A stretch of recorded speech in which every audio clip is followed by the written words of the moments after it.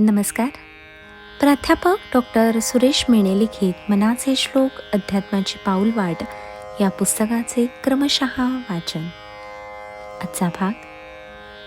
जयाचे तया चुकले प्राप्त नाही, गुणे गोविले जाहले दुःख देही, गुणा वेगळी वृत्ती तेही वळेना, जुने ठेवणे मीपणे या कळेना. आपल्याला माहीत आहे की मनुष्य जन्म हाच मुळात दुर्लभ आहे. त्यातही तो मर्यादित काळासाठी आहे. आपले मर्यादित आयुष्य संपले म्हणजे माणसाला हा देह टाकून द्यावा लागणार आहे. असंख्य योनीतून जन्म घेतल्यानंतर आपल्याला मनुष्य देह प्राप्त होतो. त्यामुळे या मनुष्य जन्मात जर आपण काही चूक केली तर ती दुरुस्त करायला पुन्हा दुसरा जन्मच घ्यावा लागेल व तो पुन्हा कधी वाट्याला येईल हे माहीत नाही.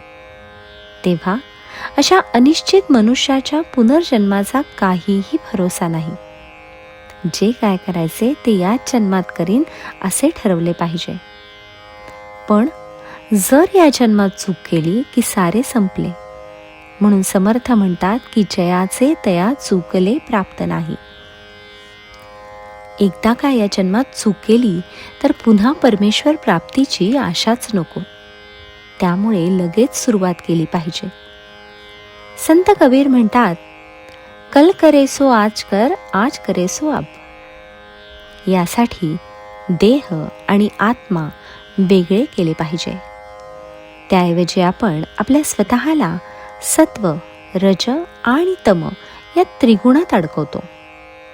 हे गुण खरे म्हणजे देहाशी निगडीत आहेत, परंतु आपण देह सुखालाच आपले सुख मानतो व देह दुःखालाच आपले दुःख मानतो. खरे म्हणजे 12व्या श्लोकात समर्थांनी आपल्याला उपदेश केलेलाच आहे, विदेहीपणे मुक्तिभोगीत जावी.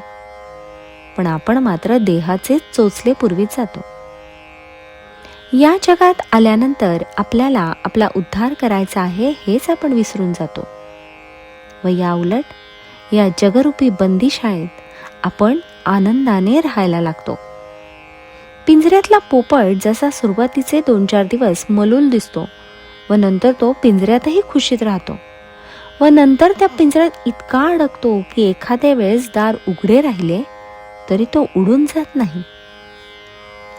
गदी माडगुळकर म्हणतात, जग हे बंदीशाळा, कुणी न येथे भला चांगला, जो तो पथ चुकलेला, ज्याची त्याला प्यार कोठडी, कोठडीतले सखे सौंगडी, हात कडी की अवजड बेडी, प्रिय हो ज्याची त्याला,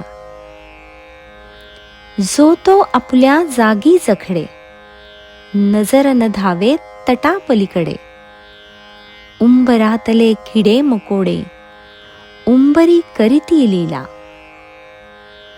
कुणान माहित सजा किती ते, कोठुनी आलो ते नच स्मरते, सुटके लागी मन घाबरते, जो आला तो रमला.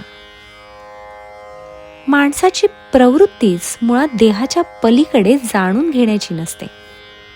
त्यामुळे समर्थ म्हणतात, गुणा वेगळी वृत्ती तेही वळेना. त्रिगुणांच्याही पलीकडे जाऊन आपण शाश्वत चिरंतन अशा आनंदासाठी धाव घेतली पाहिजे. त्याऐवजी आपण आहे तिथेच थांबतो, देहाभोवतीच घुटमळत राहतो व अंतिम सुखाला पारखे होतो.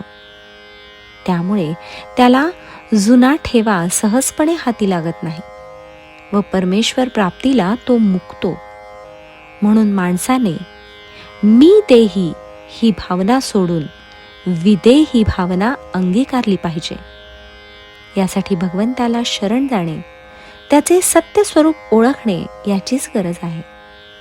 यासाठीच समर्थांनी हा उपदेश आपल्याला केलेला आहे. जय जय रघुवीर समर्थ.